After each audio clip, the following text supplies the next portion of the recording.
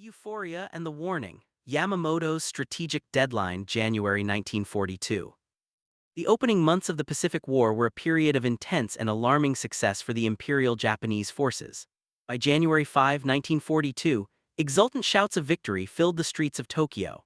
Admiral Isoroku Yamamoto, observing the rapid collapse of Allied defenses, instructed the staff of the Imperial Combined Fleet to begin planning the second stage of operations. Situation reports indicated that within a few months, Japanese troops would be fully in control of East Asia, Malaya, the Philippines, and other areas attacked in December. The astonishing speed of conquest in the Western Pacific caught even Tokyo planners by surprise. Yamamoto directed his chief of staff, Madome Ugaki, to have these new strategic plans completed by the middle of February. However, this widespread success triggered sharp disagreement within the Imperial General Staff. Ardent military nationalists, fueled by victory, wished to continue pressing forward with unlimited expansion, regardless of how far afield the planning might lead. Conversely, a faction represented by Admiral Yamamoto had been skeptical about opening the war against the United States and Britain, and were deeply worried about Japan's future prospects. Yamamoto's opposition to unlimited warfare was so public, and so known that friends on the Imperial General Staff feared for his life. They worried he might be assassinated if he remained in Tokyo, which necessitated his assignment at sea aboard the Combined Fleet flagship Yamato. His opinions were no secret to those around him. Admiral Ugaki, his chief of staff, recorded in his diary the crucial need for far-sighted statesmanship following the glorious victory of the first month. These were the very sentiments Yamamoto frequently employed to warn that Japan could not successfully wage war on the Western powers and expect to win in the long run. Yamamoto was openly critical of the politicians, especially Prince Konoye and others, who seemed unsure of the proper kind of war Japan ought to be fighting in the Pacific. Months before the attack on Pearl Harbor, Yamamoto had shared his premonitions with his friend Ryoichi Sasakawa, president of the ultranationalist Kokusuido organization, at the Imperial Navy Club in Shiba. He warned Sasakawa that war was unavoidable due to decisions already taken by political leaders. He predicted the initial explosive success using the famous metaphor, "At first we'll have everything our own way, stretching out like an octopus spreading its tentacles." Just 1 month into the conflict, this prediction materialized, and the octopus was spread almost flat across the Pacific. Crucially, Yamamoto warned his old friend that the sense of euphoria could not last indefinitely. He calculated that the ideal moment for political action, meaning negotiation, would be immediately following the fall of Singapore. He believed that disaster would unsettle the British in India, making them undoubtedly willing to listen to peace terms. Yamamoto was intimately familiar with the Western powers. He had served on delegations to the London naval conferences in 1930 and 1934, giving him extensive knowledge of the British. He also understood the Americans, having served as Japanese naval attaché in Washington from 1926 to 1928. He conceded that once the politicians started the war, a major victory had to be won swiftly. However, once that swift victory was achieved, he believed Japan would have only a maximum of a year and a half to bask in glory. His mandate to Sasakawa was clear: we must get a peace agreement by then, and he relied on his friend to communicate this urgent timeline among the right-wing political leaders then in power.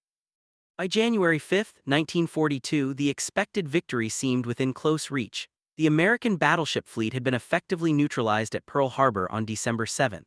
The British battleships Repulse and Prince of Wales had been sunk off the Malay coast. Manila and the U.S. naval base at Cavite in the Philippines had been captured. Hong Kong had fallen to the Japanese. Moreover, Japanese forces were already on their way to new landings in the Dutch East Indies, at Rabaul on New Ireland, at Amba, and in the Solomon Islands. Yet Yamamoto knew his primary objective at Pearl Harbor remained incomplete. The destruction of the major elements of the United States fleet had failed. Specifically, the American aircraft carriers, which were at sea on December 7, were unharmed and represented a constant, existential threat. What was needed was a single, spectacular achievement to bring the Americans to the negotiating table. Yamamoto had initially not expected the fall of Singapore for 5 or 6 months, but it surprisingly came early on February 15. Believing he must now move rapidly to set the stage for negotiations, Yamamoto shifted his strategic thinking. The strategic pivot, the MI plan, and the Doolittle shock. The immediate task for Yamamoto's planners was deciding where to strike next. Several bold options were placed on the table, reflecting the differing views within the Imperial General Staff. One suggestion was an attack on the Soviet Union.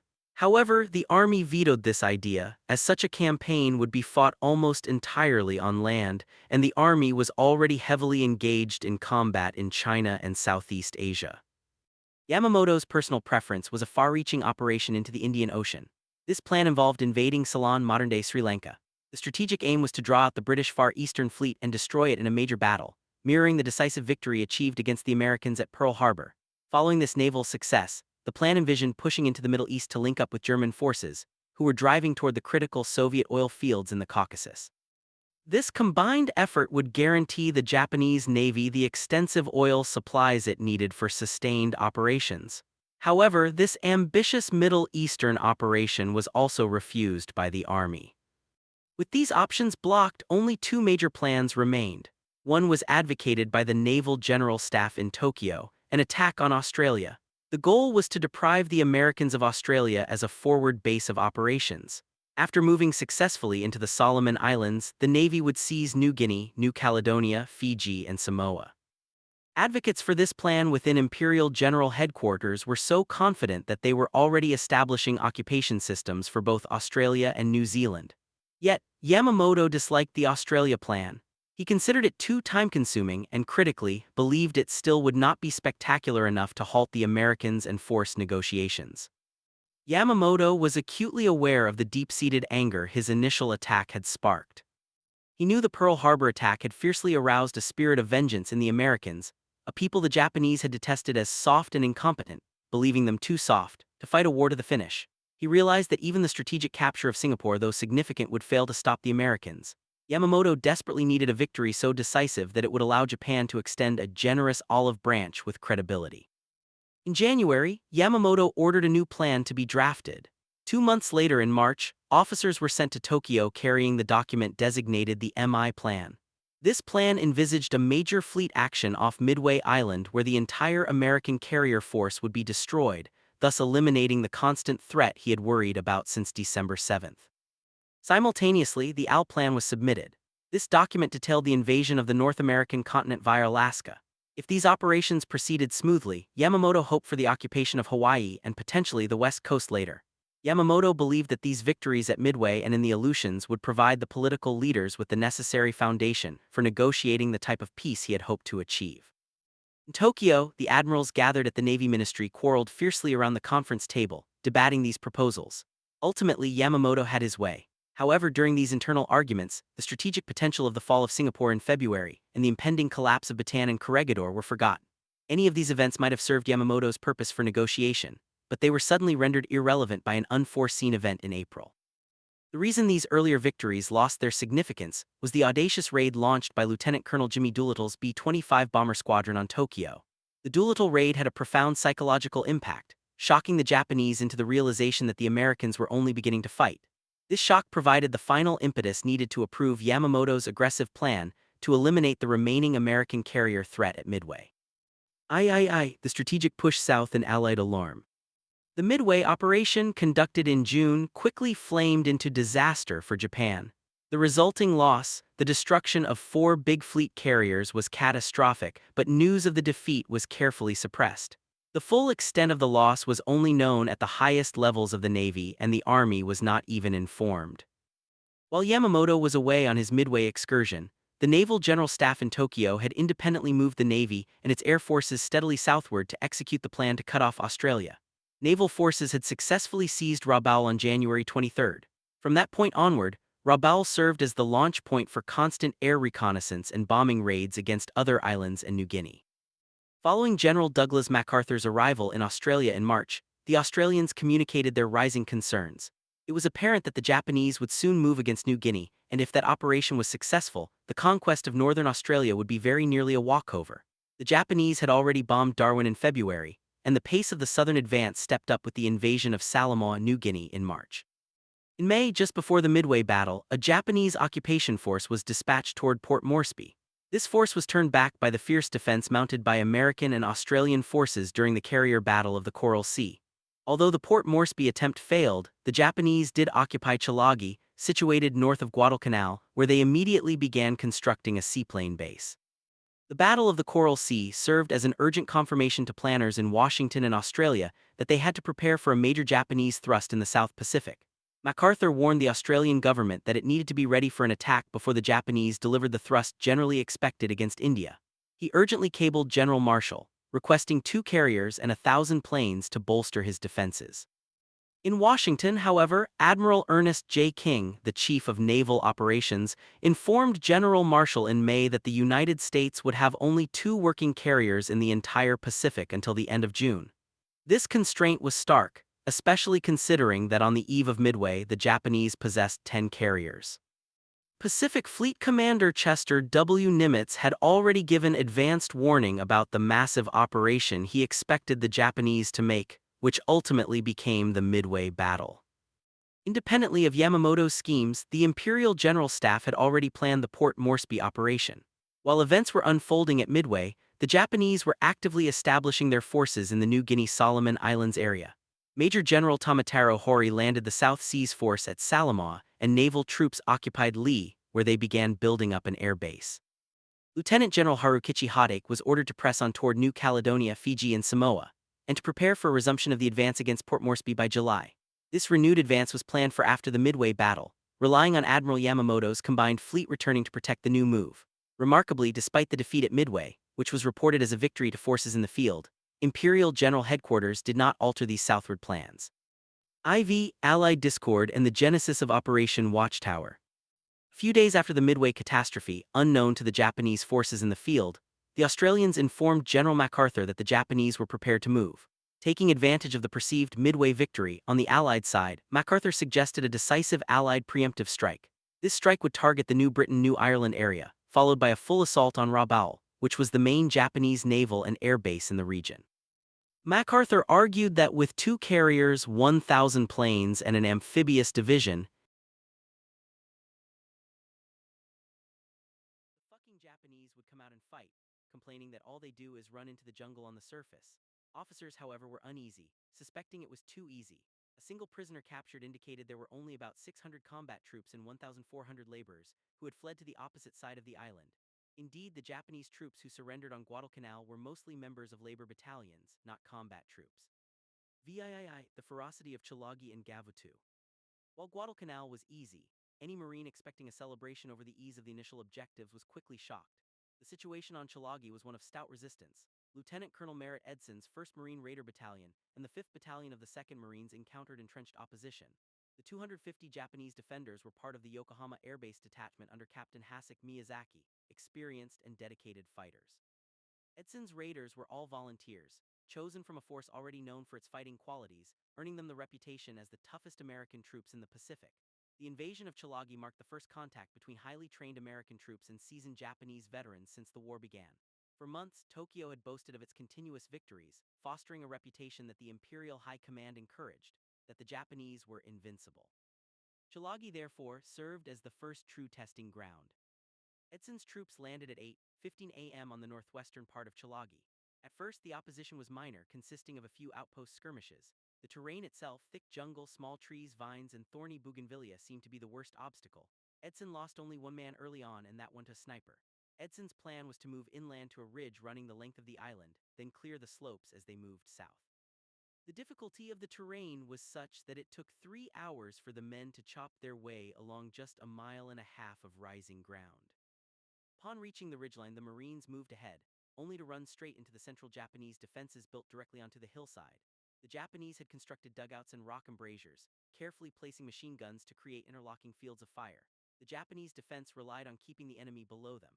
The Marines were forced to crawl up the cliffs and drop charges of dynamite and grenades into the dugouts.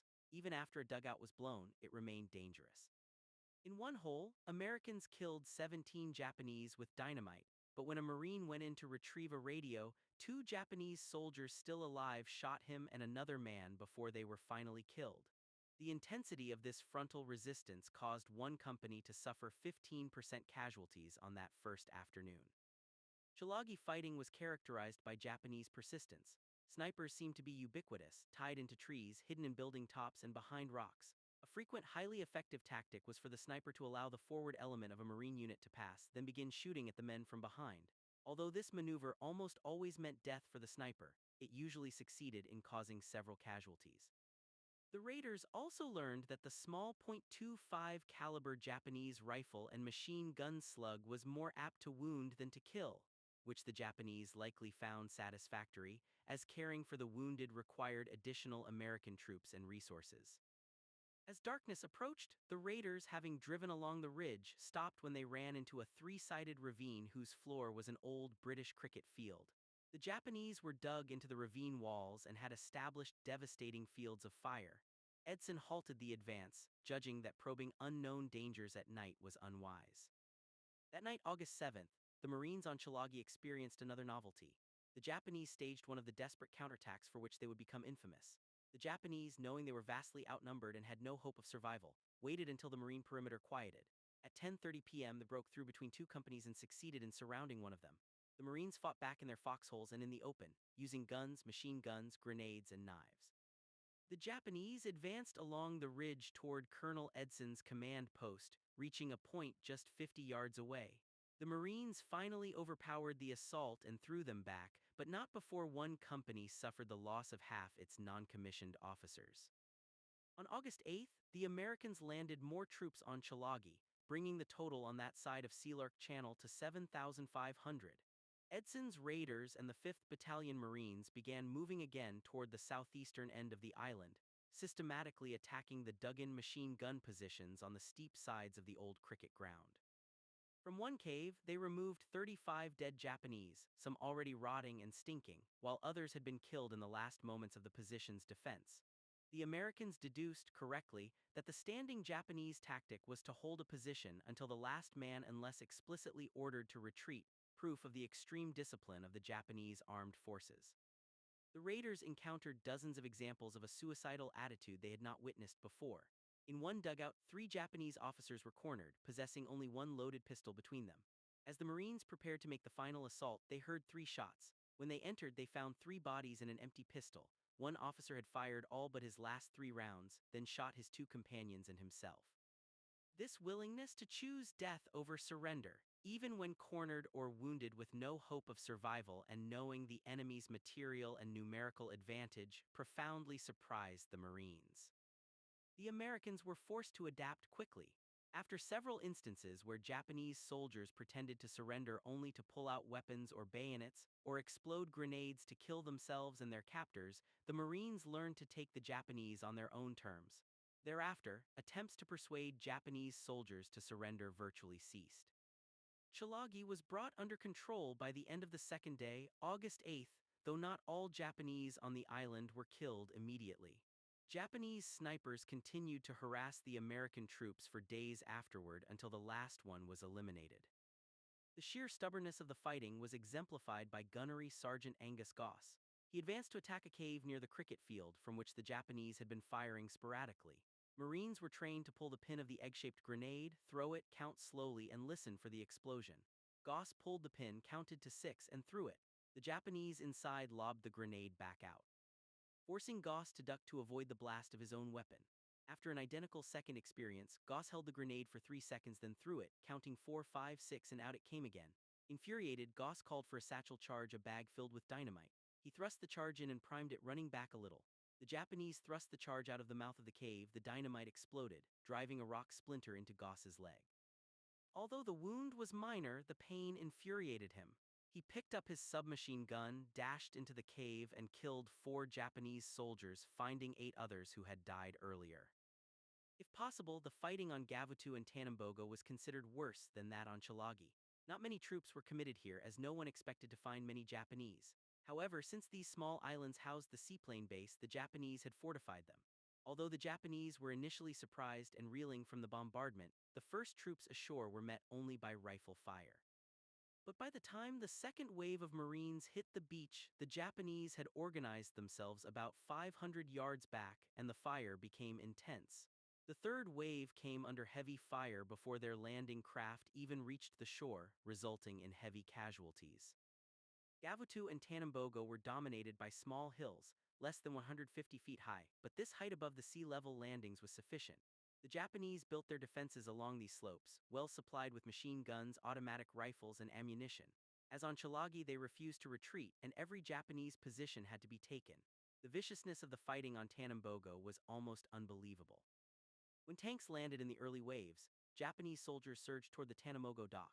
They jammed crowbars under the treads, threw grenades, and attempted to set the tanks ablaze with rags soaked in gasoline. One tank commander opened the hatch and used the tank's machine gun to kill 23 Japanese soldiers before one managed to scramble up the side of the tank and stab him to death with a bayonet. Another Japanese soldier then threw gasoline-soaked rags inside the tank, and it burned. By mid-afternoon on the first day, reinforcements were needed. A unit that had landed earlier on Florida Island where there were no Japanese was called over. The Marines had taken Tanambogo but had failed to secure the causeway linking the two small islands.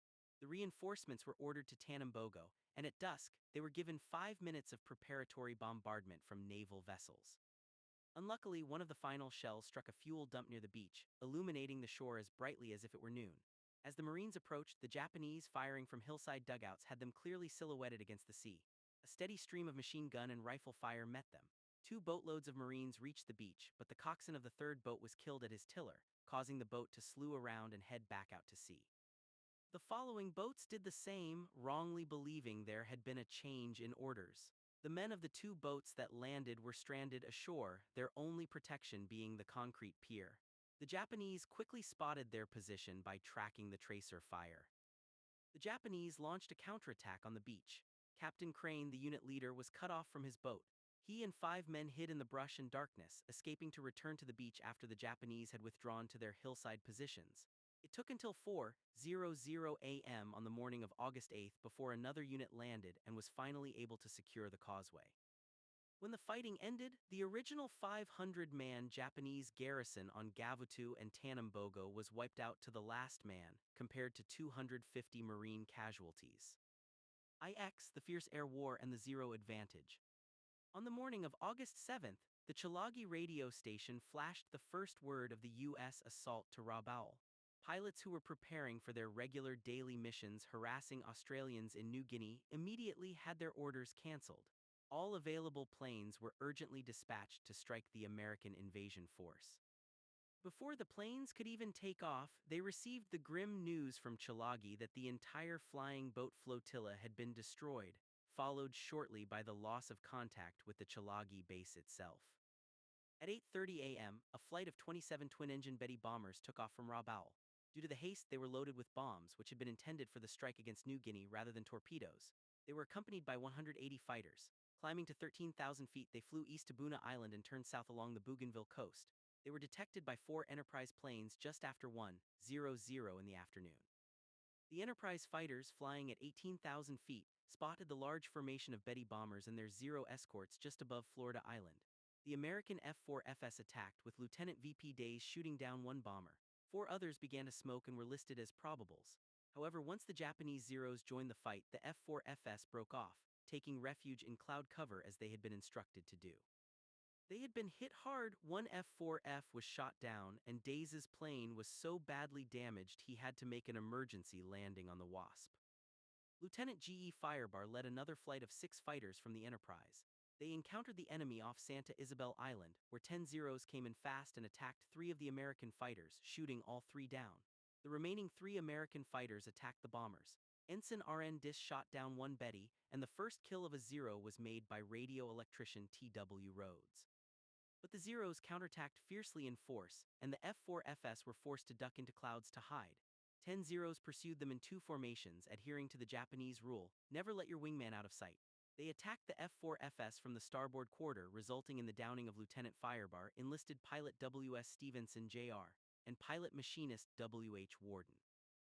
Firebar was rescued by a coast watcher off Santa Isabel, and Warden was rescued by a canoe sent from a Guadalcanal coast watcher, but Stevenson was not found. The bombers, being twin-engine, were generally easier targets. 6 fighters of Flight 323 ran into enemy bombers off Lunga Point and shot down 4 of them, with machinist D.E. Runnan destroying 2 single-handedly. The Allies had an advantage on August 7 thanks to the Australian coast watchers. Paul Edward Mason, a copper planter in peacetime, was stationed on Malab Hill on Bougainville. At 9:00 a.m. he sent a critical message. 24 Japanese bombers were heading toward Guadalcanal. This warning was broadcast back from Pearl Harbor to the fleet. The bombers were still 400 miles 2.25 hours away when the message reached the invasion fleet, providing ample time for preparations. The reaction of the HMAS Canberra, an Australian cruiser, was characteristic of the calm professionalism. The bosun's mate piped the message that the ship would be attacked by 24 torpedo bombers at noon, and then announced, "All hands will pipe to dinner at 11:00." When the torpedo bombers arrived precisely on schedule at noon, the American fighter planes climbed to 20,000 feet, and the guns of the ships were ready. For the first time in the South Pacific War, the Japanese were facing the consequences of a strong counterattack.